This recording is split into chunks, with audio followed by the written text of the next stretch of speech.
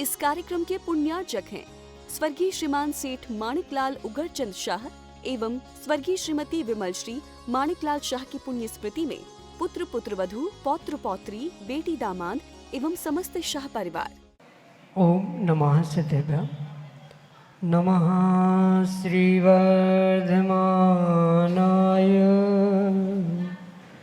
निर्धूतकलिलात्मने सालोकानां त्रिलोकानां यद्विद्यादर्पणायते यद्विद्यादर्पणायते। पंच परमेष्टि भगवान की परम पूज्य आचार्य भगवंत गुरुवर विशुद्ध सागर जी मुनि महाराज जी की, परम पूज्य मुनि श्री सुप्रभ सागर जी महाराज जी की, 3 कम 9 करोड़ मुनि राजों की,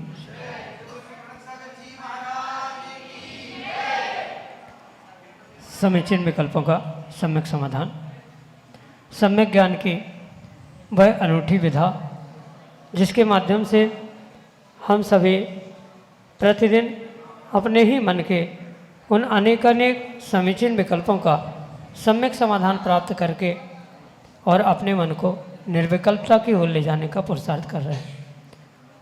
और वही सम्यक ज्ञान हमें निश्चित ही भवसागर से पार करने का कारण बनेगा। हमारे अंतिम लक्ष्य तक ले जाने वाला आत्मकल्याण की प्राप्ति का वह एकमात्र कार्यकारी उपाय समीचीन विकल्पों का सम्यक समाधान। प्रारंभ करते हैं आज का सम्यक समाधान। और आज के पहले विकल्प के लिए श्री गजपंता सिद्ध क्षेत्र नासिक महाराष्ट्र से संप्रदा जैन परम पूज्य मुनि श्री के श्री चरणों में बारंबार नमोस्तु निवेदित करते हुए अपना समीचीन विकल्प रख रहे हैं कि महाराज जी पंचम काल में किन्हीं आचार्य जी या साधु परमेष्टि जी की मूर्ति बनाकर उन आचार्य या साधु की पुण्यतिथि आदि आदि के अवसर पर उनकी उस मूर्ति का पूजन करना, अभिषेक करना उचित है क्या? यदि सही है तो फिर आचार्य भगवान कुंद कुंद स्वामी आदि आचार्यों की प्रतिमा क्यों नहीं होती एवं उनका अभिषेक पूजन क्यों नहीं किया जाता? हमारे समीचीन विकल्प का सम्यक समाधान करने की अनुकंपा करें। नमोस्तु महाराज जी, नमोस्तु। ओम नमः सिद्धम। पंच परमेष्टि भगवान की आचार्य भगवान गुरुवर विशुद्ध सागर जी महाराज की,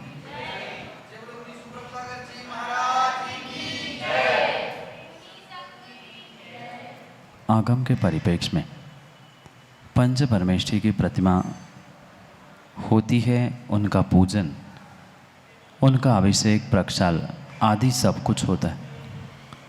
किसी भी प्रकार से उसमें दोष नहीं है। और मात्र वर्तमान काल में ही नहीं अपितु प्राचीन काल की अपेक्षा से देखा जाए तो कई सारे ऐसे वास्तुशिल्प के और प्रतिमा के उदाहरण प्राप्त होते हैं जो पंच परमेष्टि की प्रतिमा के रूप में प्राप्त होते हैं और उनकी पूजा, अभिषेक आदि भी होते हुए देखने में आता है। रही बात कुंद कुंद भगवान जैसे आचार्य भगवंतों की, तो ऐसा भले ही आपको देखने में नहीं आया कि कुंद कुंद भगवान की प्रतिमा नहीं मिल रही, पर हमने कुंद कुंद भगवान क्या बहुत सारे पूर्वाचार्यों की प्रतिमाओं को देखा है, उनके पूजन, उनके अभिषेक आदि आदि को भी हमने देखा है। इसलिए ये ज़रूरी नहीं है कि मात्र तीर्थंकर की, अरिहंत की ही प्रतिमा हो और उनकी ही पूजा आदि हो। पूर्ण रूप से आचार्य भगवंत मुनि महाराज आदि की भी प्रतिमाएं आज नहीं अपितु पूर्व काल से बनती आई है। उनका पूजन, उनका अभिषेक आदि भी सब कुछ होता है। क्योंकि जैसे अरिहंतों का अभिषेक नहीं होता पर अरिहंत प्रतिमा का अभिषेक होता है, ऐसे ही आचार्य उपाध्याय साधु परमेष्टि का अभिषेक नहीं होता पर उनकी प्रतिमा अगर बनाई है, उनका अगर स्थापन प्राण प्रतिष्ठा की गई है तो उनका अभिषेक भी किया जा सकता है, उनकी पूजा भी की जा सकती है। उसमें किसी भी प्रकार से कोई दोष होता ही नहीं। इसलिए ये विशेष ध्यान रखें, अभिषेक पूजन का प्रचलन है पर सर्वत्र नहीं है, क्योंकि अपना अपना क्षेत्र, स्थान, प्रांत आदि आदि की भिन्न भिन्न परंपरा के निमित्त से ये देखने में नहीं आता। पर ऐसा आगम में प्रमाण प्राप्त होता है कि भगवान मतलब 500 परमेष्ठी की प्रतिमा होना, अभिषेक करना, पूजा करना, इसमें आगम के परिप्रेक्ष्य में दोष नहीं है। कुंद कुंद भगवान ही नहीं अपितु ऐसे भी कई सारे मंदिर हैं जो वर्तमान आचार्य भगवंतों के साथ साथ पूर्वाचार्यों की भी प्रतिमा को विराजमान करने का सौभाग्य उन स्थानों ने, उन क्षेत्रों ने प्राप्त किया। जैसे आचार्य शांति सागर जी है, आर नंदी जी है, उन सभी आचार्यों के साथ साथ कई सारे ऐसे उत्तर भारत में भी मंदिर है जहाँ पर कुंद कुंद भगवान, समंतभद्र स्वामी, पूज्यपाद स्वामी, इनकी प्रतिमा, उनका अभिषेक पूजन आदि कार्य होता है। शिखर जी सिद्ध क्षेत्र के निमित्त से शायद आपने देखा हो, नहीं देखा हो, विमल सागर भगवान जो निमित्त ज्ञानी, महानिमित्त ज्ञानी थे, ऐसे आचार्य भगवंत की प्रतिमा है जिनका अभिषेक पूजन होते हुए कई बार लोगों ने देखा और आपने भी शायद देखा होगा। पर ये भी आवश्यक है कि आगम के परिप्रेक्ष्य में 500 परमेष्ठी की प्रतिमा हो सकती है, उनकी पूजा, उनका अभिषेक बिल्कुल हो सकता है, इसमें किसी प्रकार से दोष नहीं है। प्रचलन में वर्तमान में इसलिए नहीं है कि कुछ काल का परिवर्तन प्रति समय चलता रहता है और कुछ तथाकथित ज्ञानी विद्वानों के द्वारा जो निषेध किया जाता है, ये तो आचार्य भगवान की प्रतिमा है आदि कहते हुए, तो उन कारणों से हो ना हो कहीं ये प्रचलन बंद हो गया है। पर अगर कोई कुंद कुंद भगवान, कुंद कुंद स्वामी आचार्य भगवान की प्रतिमा, समंतभद्र स्वामी की प्रतिमा विराजमान करता है, उसकी अभिषेक पूजन करता है, तो उसमें किसी प्रकार से कोई दोष नहीं है। यही आपके लिए सम्यक समाधान। आदित्य जैन, विदिशा, मध्य प्रदेश से अगले समीचन विकल्प के लिए। गुरुवर नमोस्तु, बारंबार नमोस्तु। गुरुवर मेरा प्रश्न है कि ब्रह्मचर्य व्रत किसी अन्य गुरु से लिया हो और दीक्षा किसी अन्य गुरु से ली हो, तो ये हमें पूर्वाचार्यों के संग में भी ये परंपरा प्राप्त होती है क्या? और आपने प्रवचन में कहा था कि एक गुरु तो हमें जीवन में ज़रूर बनाना चाहिए और उन्हीं गुरु के पांव पकड़कर हम भव से पार हो सकते हैं। मेरे शंका का सम्यक समाधान कीजिए गुरुवर, नमोस्तु। हाँ, ये परम सत्य है कि जीवन उत्थान के लिए जीवन में कोई ना कोई एक गुरु का होना आवश्यक ही होता है। पर इसका मतलब ये नहीं है कि हम जीवन में समय परिस्थिति बदलते हुए किसी भी प्रकार से अन्य गुरु को ना बनाएं, ऐसा कहीं भी आगम में प्रमाण नहीं होता। क्योंकि जीव के भाव नियोग जहाँ जैसा होता है वहाँ बिल्कुल वैसा ही कार्य उसके साथ हुआ करता है। एक कम से कम एक गुरु होने का जहाँ कथन आता है, वहाँ एक से अधिक ना हो ऐसा कहीं भी प्राप्त नहीं होता। और अगर बहुत अच्छी बात हम आगम के परिप्रेक्ष्य में समझे तो आचार्यों ने ऋणमो लोहे सव्वसाहुणम जो कहा है, वह उस अपेक्षा से हमारे अनेक प्रकार के गुरु हो सकते हैं। जैसे दीक्षा गुरु, शिक्षा गुरु, ज्ञान गुरु, तप गुरु आदि अनेक प्रकार के, जैसे कॉलेज आदि आदि में भी भिन्न भिन्न प्रकार की डिग्री या सब्जेक्ट के लिए अनेक प्रकार के शिक्षक होते हैं। ऐसे ही जिस कला में, जिस ज्ञान में, जिस क्षेत्र में जो निपुण होता है, जो विशेष ज्ञान या विशेषता को प्राप्त होता है, उनके पास उन ज्ञान को प्राप्त करने के लिए पहुंचने में किसी भी प्रकार से कोई दोष नहीं। मात्र वर्तमान की यानी पंचम काल की ही परंपरा नहीं, अपितु चौथे काल की भी परंपराओं को अगर खोल के देखा जाए, आगम को खोल के देखा जाए, तो पहले पूर्व काल में बिल्कुल यही व्यवस्था होती थी। एक संघ से साधु दूसरे संघ में ज्ञान अर्जन के लिए जाता था, वहाँ अगर उसे अच्छा लगा तो वहाँ से भी वह तीसरी जगह जाता था, वहाँ कैसा क्या अनुभव होता है वह चौथी जगह दीक्षा लेता था।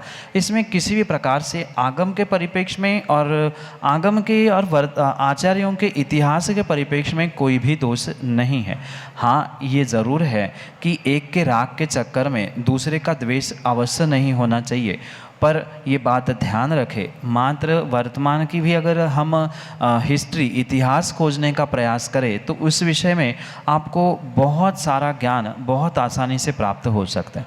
जैसे महावीर कीर्ति महाराज जो आदि सागर अंकलेकर पट्ट परंपरा के दूसरे पट्टाचार्य थे, उनकी वह पहले अगर ब्रह्मचर्य व्रत अगर किसी से उन्होंने लिया था, वह शांति सागर महाराज से उन्होंने ब्रह्मचर्य व्रत लिया था और दीक्षा आदि सागर महाराज से लेते हुए उन्होंने उस आदि सागर अंकलेकर पट्ट को दूसरे नंबर पे प्राप्त किया था।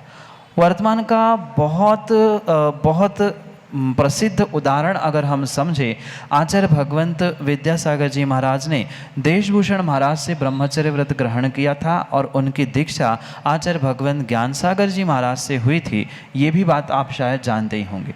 इतना ही नहीं, और भी परंपराओं को समझे तो सन्मति सागर जो मासोपासी महाराज थे, उनका भी बिल्कुल ऐसा ही दृष्टांत प्राप्त होता है। और मैं तो कहता हूँ उतना ही नहीं, अपितु बहुत सारे ऐसे दृष्टांत वर्तमान में भी है जो आचार्य भगवंत विद्यासागर जी से दीक्षा लेते हुए दूसरों से आचार्य पद प्राप्त कर रहे हैं। ऐसे एक की अनेक दृष्टांत प्राप्त होते हैं।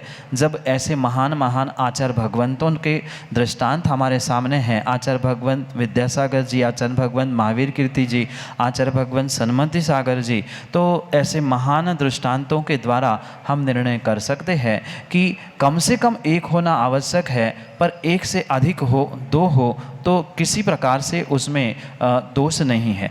बहुत अच्छा एक दृष्टांत और भी हो सकता है। आचार्य विद्यानंदी जी जो कुछ ही वर्ष पहले समाधि संलेखना को प्राप्त हो चुके दिल्ली में रहते थे, उनकी शुल्लक दीक्षा महावीर कीर्ति महाराज से हुई थी एवं देशभूषण जी महाराज से उन्होंने मुनि दीक्षा प्राप्त कर ली। तो इसमें किसी भी प्रकार से विकल्प करने की आवश्यकता नहीं है। ये परंपराएं आज तक चलती आई है, तो इन परंपराओं को समझते हुए ही हमें स्वयं का निर्णय करने की आवश्यकता है। क्योंकि कोर्ट कचहरियों में भी जो भी निर्णय होता है, पुराने केसेस को लेकर रेफरेंस सेक्शंस आदि देखकर ही निर्णय किया जाता है।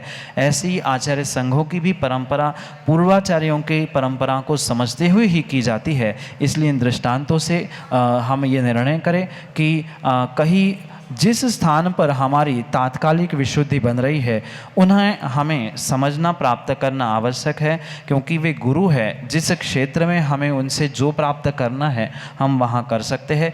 वर्तमान पंचम काल की कुछ विषमता के कारण ये परंपराएं बंद हुई है कि पढ़ने के लिए शिष्य को कहीं भेज दिया, कुछ प्राप्त करने के लिए कहीं शिष्य को भेज दिया। ये वर्तमान में बंद हुआ है। पहले पूर्व काल में ये व्यवस्थाएं चलती थी। इसलिए आप निर्विकल्प हो, किसी प्रकार से ये बंधन आगम में नहीं कहा है कि जहाँ आपने प्रारंभ किया है मोक्ष मार्ग वहीं पर इति करे, जरूरी नहीं है। ऐसे भी दृष्टांत है, दीक्षा ब्रह्मचर्य व्रत किसी से, शुल्लक व्रत किसी से, दीक्षा किसी से और साथ में आचार्य पद और किसी से, और अंतिम समय समाधि संलेखना करते समय किसी और ही परंपरा में उन्होंने समाधि संलेखना की।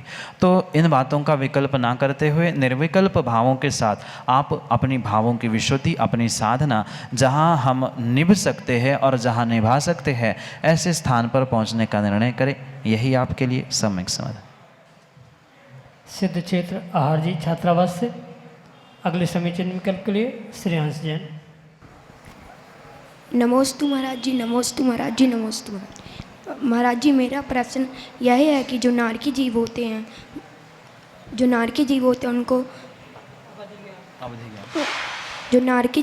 उनको अवधि ज्ञान क्यों होता है? मेरे समीचीन विकल्प का सम्यक समाधान करें। नमोस्तु।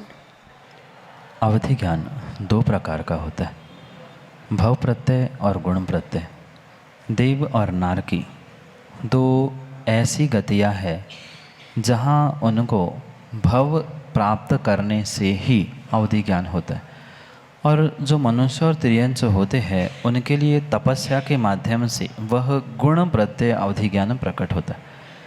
इसलिए ये विशेष बात ध्यान रखें कि देव और नारकी इस पर्याय में जन्म लेना ही पर्याप्त है अवधि ज्ञान को प्राप्त करने के लिए।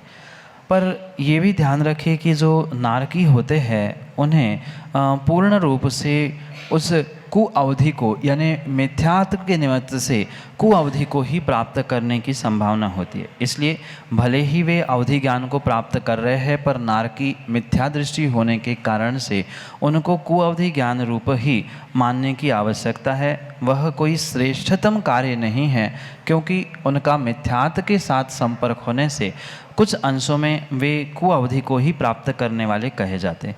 साथ में ये भी ध्यान रखें कि उनका भव का निमित्त ही ऐसा है, भव का नियोग ही ऐसा है कि नारक अवस्था, नारक गति या नारक आयु जो प्राप्त करता है वह नारकी जीव जन्म से ही अवधि ज्ञानी होता है, बाद में अवधि ज्ञान नहीं होता। हाँ, बाद में सम्यक दर्शन प्राप्त करते हुए वह कुअवधि से सुअवधि प्राप्त कर सकता है, सम्यक दृष्टि होगा तो, अन्यथा वह नारकी कुअवधि ज्ञान के निमित्त से उस जन्म से ही उस अवधि ज्ञान को प्राप्त करने वाला होता है, ऐसा उनका नियोग ही होता है।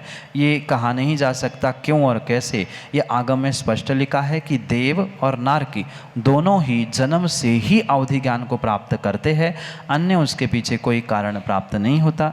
यही आपके लिए सम्यक समाधान। राजेश जैन, नासिक, महाराष्ट्र से अगले समीचीन विकल्प के लिए। मुनिद्वय के पावन चरणों में बारंबार नमोस्तु नमोस्तु नमोस्तु। भगवान जैन दर्शन की साधना पद्धति में कर्मों की निर्जरा के लिए प्रतिक्रमण का एक विशेष स्थान है। प्रतिक्रमण श्रावक भी करते हैं और प्रतिक्रमण साधु भी करते हैं। एक आम आदमी भी उसके चिंतन के अंदर प्रायश्चित करता है। मेरी जिज्ञासा यह है कि प्रायश्चित और प्रतिक्रमण में मूलभूत अंतर क्या है? नमोस्तु भगवान, नमोस्तु भगवान। राजेश जी, जैसे शिविर में आपने तत्वार्थ सूत्र का वाचन समझा, सुना, वहाँ शायद आपने उन अंतरंग तपस्या को समझते हुए 6 प्रकार के अंतरंग तपों को समझा, प्रायश्चित, विनय, वैयावृत्ति आदि।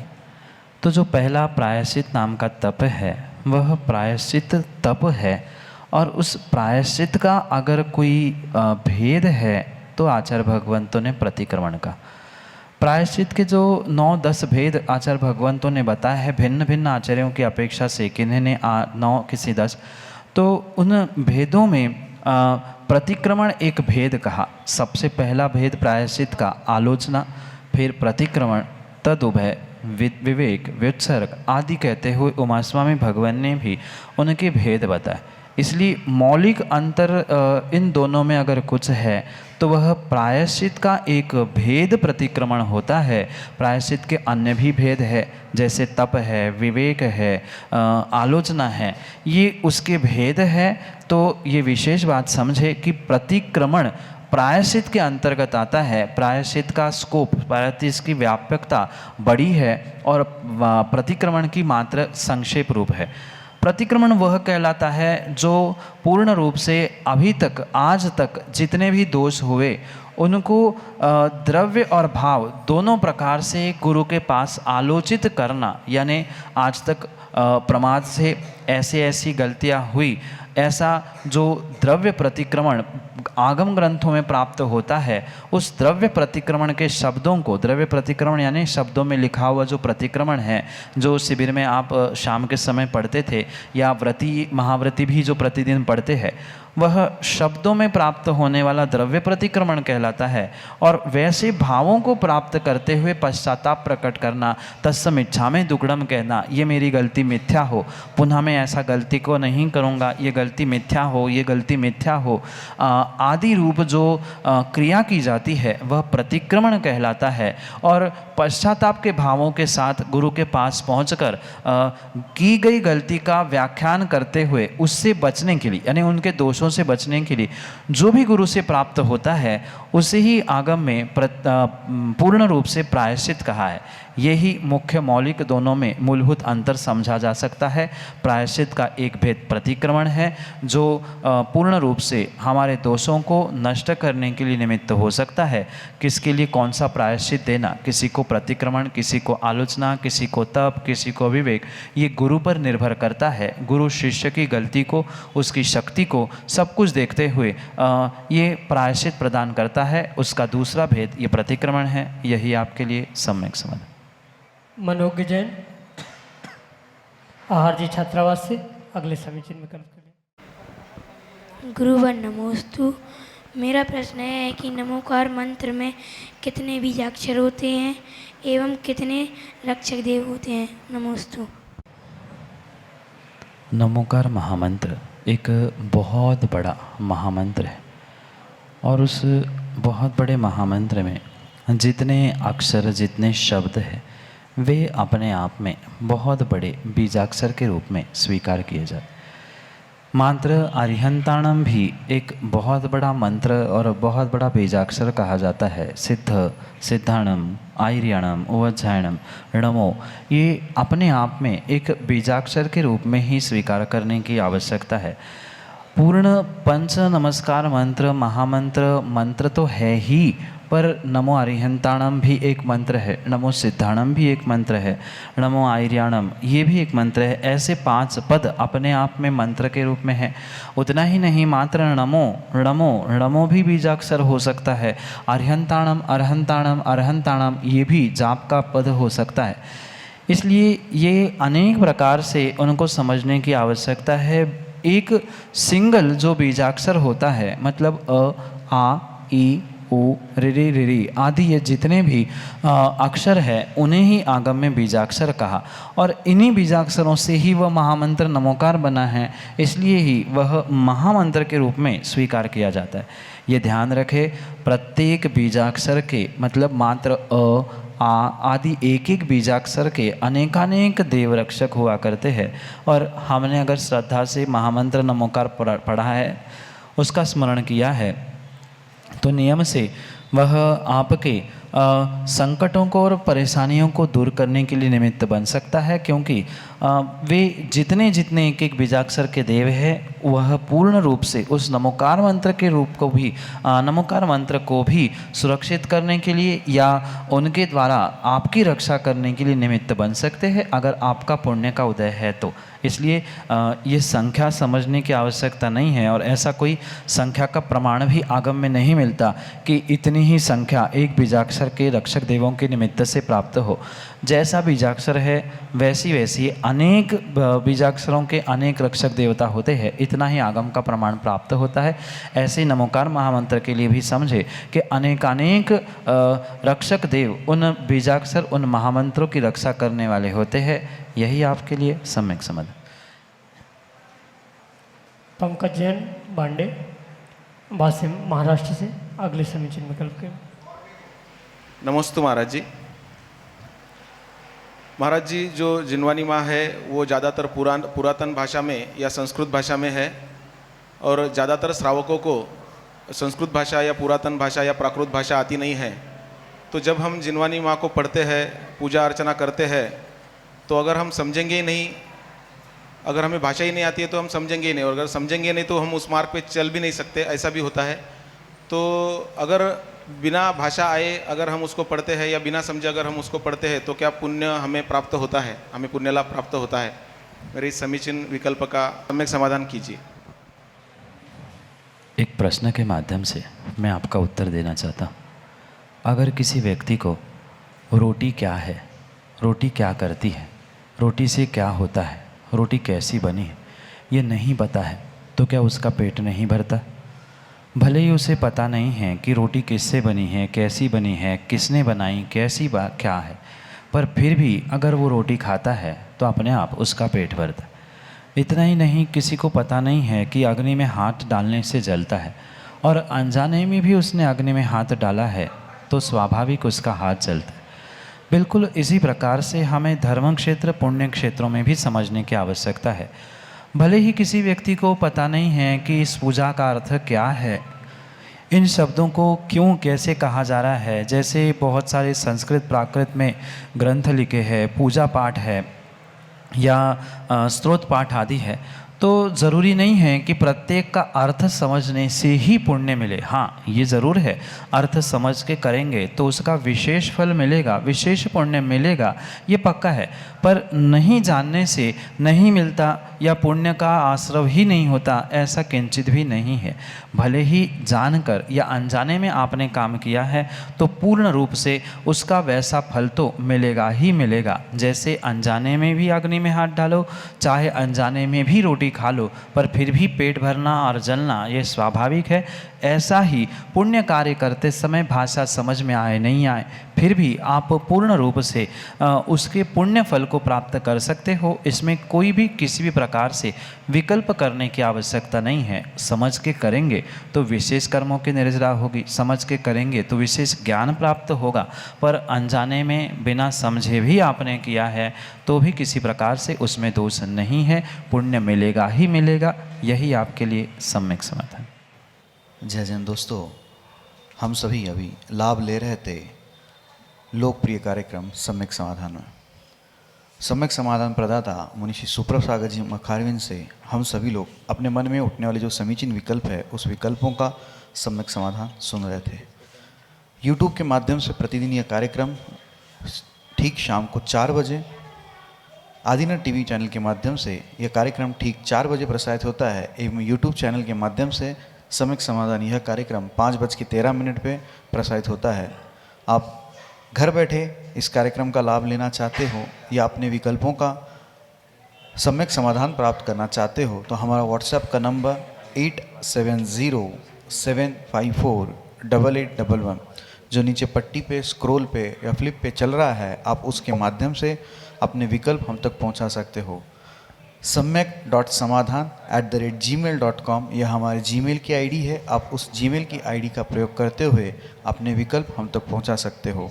व्हाट्सएप के द्वारा आप लिखने में अगर दिक्कत हो रही है तो आप फ़ोटो खींच के अपने विकल्प का, अपने शहर का नाम एवं अपना नाम हम तक पहुंचा सकते हो। प्रतिदिन मुनिषी के प्रवचन आदिना टीवी चैनल पे दोपहर को 2:20 पे मुनिषी के प्रवचन का प्रसारण होता है।